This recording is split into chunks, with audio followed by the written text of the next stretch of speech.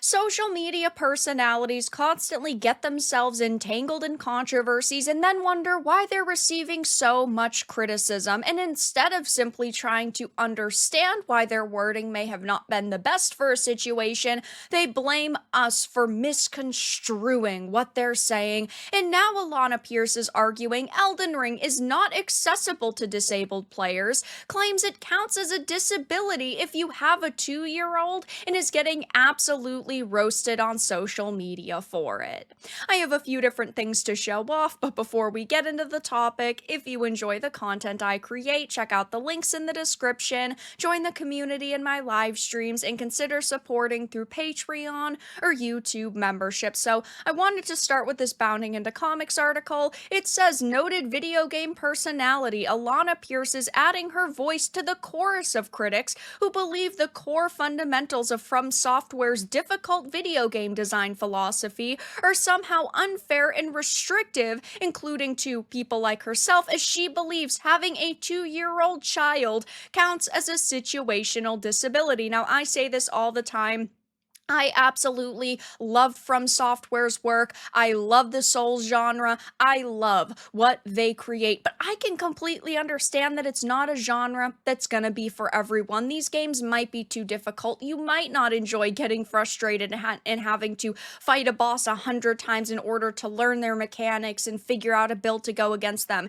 And that is completely fine, but the example in which she is using has gotten her absolutely blasted online. It says Pierce, who prior to her current position as a writer for Sony Santa Monica Studio, had notable stints as a YouTuber, IGN editor, and Rooster Teeth employee, offered up her hot take in a video uploaded to her personal YouTube channel. Now, she is someone in the industry who does fight for accessibility in video games, and I do think that that is great, but I also don't think it's great that she instead is now pushing her own philosophy on other developers and is saying your game is bad if you cannot put these features in your product and make it accessible for everyone. Like I said, not every video game is going to be for everyone. Titled Elden Ring's DLC is too hard, her main point was not to call for a reduction of the game's difficult, but to share her opinion as to why I do think it would be great if disabled players could play Elden Ring. And I agree. I mean, I want everyone to be able to play Elden Ring. I think it is the best game ever created.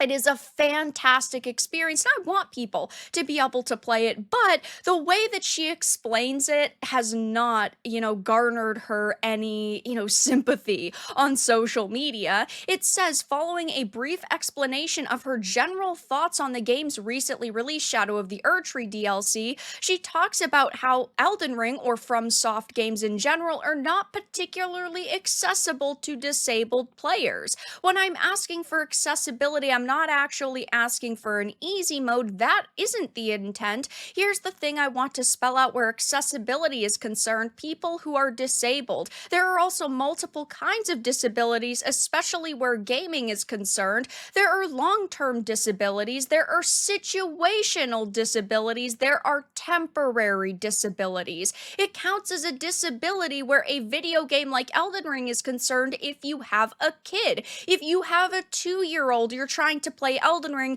you can't pause. That is a situational disability that you have, where the game not having the option for you to be able to pause, for example, is a hindrance for your particular disability, a situational disability. Now, what I think she meant to say was a situational impairment, which is a term that's more generally accepted than disability when referring to a temporary challenge caused by situation, contexts, or environments. And I think it's great, again, that she's so focused on video game accessibility, and I think it's important that it's something developers consider, but it's not always something developers can add to their products because mechanics and creations may not allow for it, but to then push the idea of accessibility onto a concept that is something that normal people all over the world have to deal with in their daily lives, not just with games, but with many things, which in this case is having to watch a child is absolutely ridiculous. I mean, that's basically saying that multiplayer games aren't accessible, Fortnite and Warzone.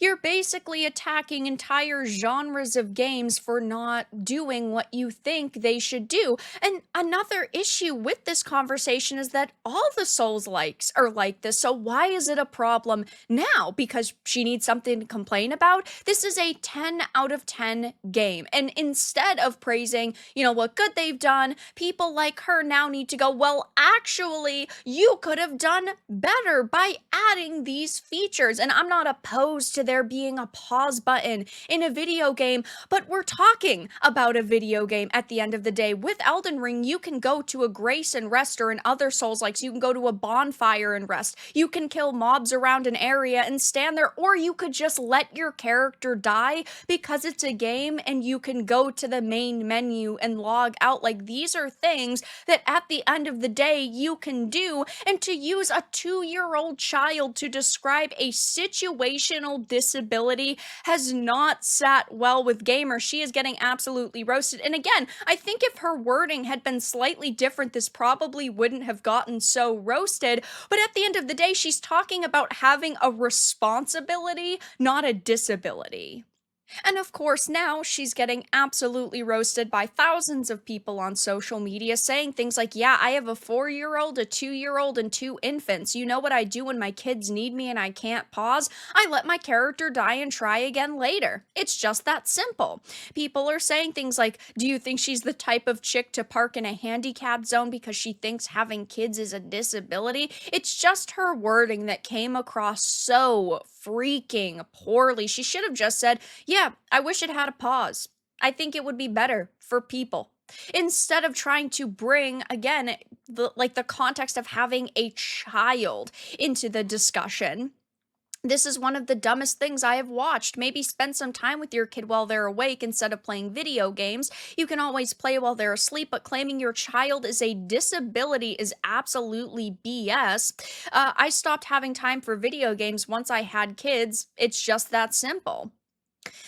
The kid example was for her saying a pause button that actually stops the game would be helpful for those cases where your kids are acting up. Doesn't seem that crazy of a take. Again, calling it a disability is what makes this take absolutely wild. She should have said like a situational impairment, and I get it, they mean similar things, but when people hear the word disability and then you bring up an example of having a kid, it's not going to sit well with a lot of people. Now, of course, I don't expect somebody who works at Sony Santa Monica and somebody who previously worked at Rooster Teeth and was an IGN activist to have a better take, but it seems that not a lot of people are agreeing with her and her very poor wording. So it will be interesting to see how long the internet actually roasts her for this very poor wording and generally bad take. Only time will tell, but for now, that's all that I really had to discuss in this video. Let everyone know your thoughts in the comments below. If you enjoyed this, give it a like, and if you didn't, give it a dislike. I appreciate your support either way, but I'll talk to you all again in the next video really soon.